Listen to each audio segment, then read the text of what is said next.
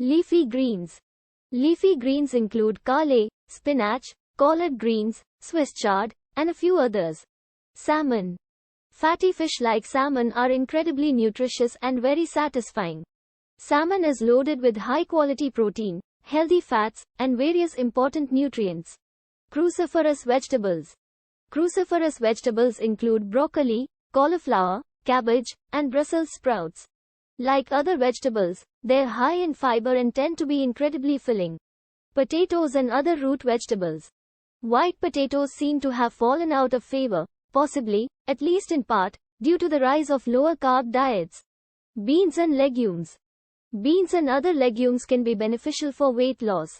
These include lentils, black beans, kidney beans, and some others. Soups. Soup can be a delicious way to increase your intake of vegetables and whole grains you may not get enough of otherwise. Nuts. Nuts are high-fat foods that also provide you with protein, fiber, and other plant compounds that benefit heart health. Chili pepper. Eating chili peppers may be useful on a weight loss diet.